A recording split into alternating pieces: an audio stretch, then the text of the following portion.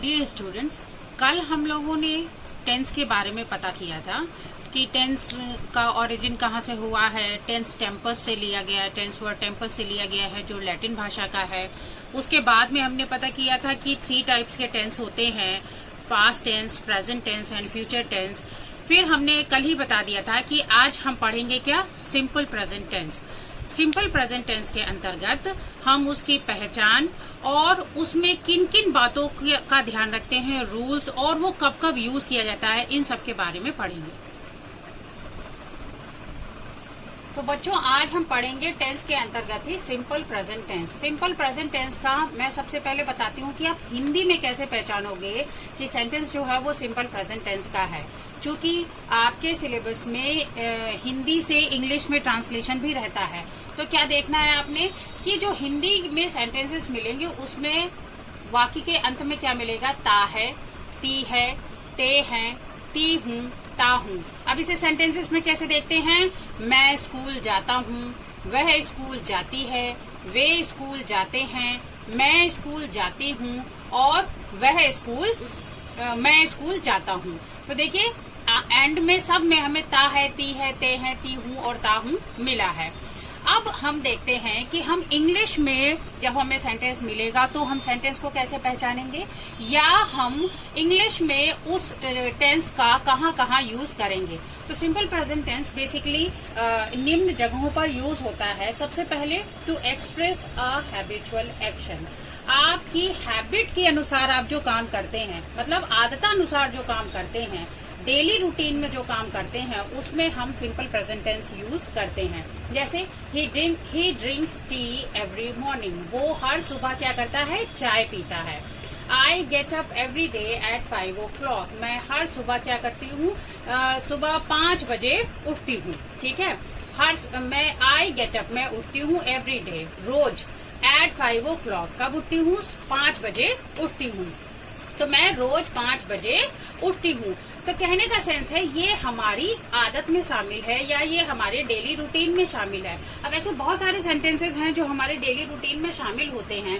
जैसे मैं सुबह 7 बजे नहाती हूँ, मैं सुबह टहलने जाती हूँ, मैं रोज स्कूल जाती हूँ, मैं होमवर्क करती हूँ, मैं सुबह उठकर ब्रश करती हूँ, मैं अखबार पढ़ना पसंद करती हूँ। ठीक है, तो इस तरीके के जो भी सेंटेंसेस है जिसमें हमारी हैबिट या डेली रूटीन के बारे में पता चलता है, उसमें हम सिंपल प्रेजेंट टेंस यूज करते हैं। अब आप सोचिए, आप पूरी की पूरी लिस्ट बना सकते हैं ऐसे सेंटेंसेस की जिसमें जो कि आप डेली रूटीन में करते हैं। बहुत से लोग डेली रूटीन में टीवी में एक पर्टिकुलर सीरियल देखते हैं, बहुत से लोग डेली रूटीन में राइटिंग प्रैक्टिस करते हैं, बहुत से लोग डेली रूटीन में आपके लैपटॉप पे टाइपिंग की प्रैक्टिस करते हैं, बहुत से लोग डेली रूटीन में ट्यूशन क्लासेस लेते हैं, टीचिंग करते हैं, ऑफिस जाते हैं, ब्रेकफास्ट प्रिपेयर करते हैं। तो ये इसकी एक बहुत लंबी चौड़ी लिस्ट बन सकती है और उन सभी में सिंपल प्रेजेंट टेंस यूज होगा। अब देखिए सेकंड नंबर पे है to express something that is always necessarily and universally true. जो कुछ ऐसा एक्सप्रेस करने के लिए जो हमेशा सच ही होता है और हर जगह एक ही बात उस पर लागू होती है। तब देखिए एग्जाम्पल में, the sun rises in the east and sets in the west. सूरज कहाँ निकलता है, ईस्ट में निकलता है, पूर्व में निकलता है, और छिपता कहाँ है, पश्चिम में छिपता है। इंडिया में भी यही बात लागू होती है, अमेरिका चले जाओ वहां भी यही बात लागू होती है। मतलब यूनिवर्सली सब जगह ये बात लागू होती है कि सूरज पूर्व में निकलता है और पश्चिम में छुपता है।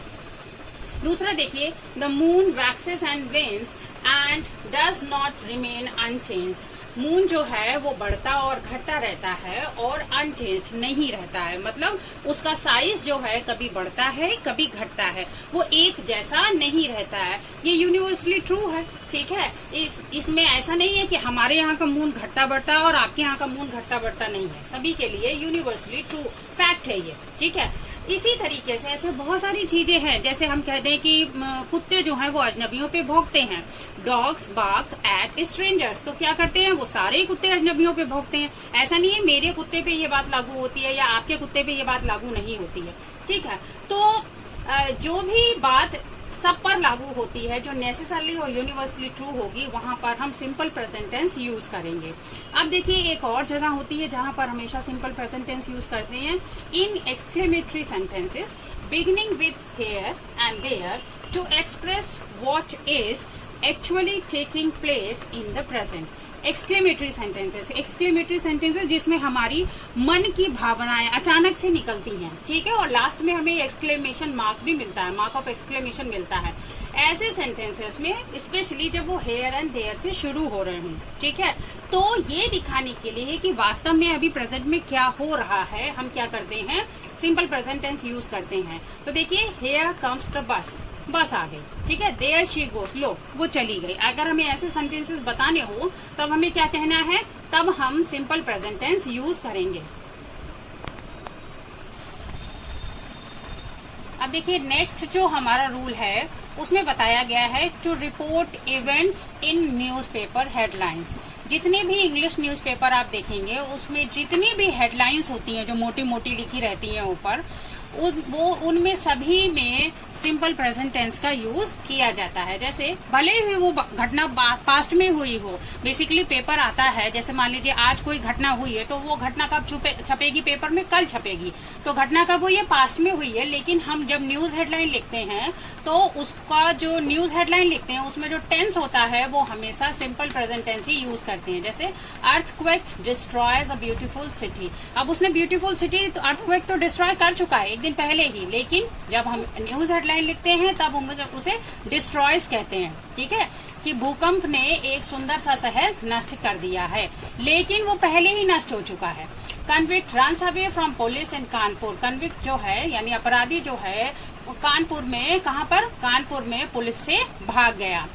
To express a condition, condition को व्यक्त करने के लिए, कंडीशन मतलब शर्त जब हम बताते हैं तो जो शर्त वाला पार्ट होता है उसमें हम सिंपल प्रेजेंट टेंस यूज करते हैं, और जो दूसरा वाला पार्ट होता है उसमें हम जिसमें परिणाम बताते हैं उसमें क्या यूज करते हैं, सिंपल फ्यूचर यूज करते हैं। तो इफ इट रेन्स, अगर बारिश होती है तो क्या होगा, I shall not go to school, तो मैं स्कूल नहीं जाऊंगा या जाऊंगी।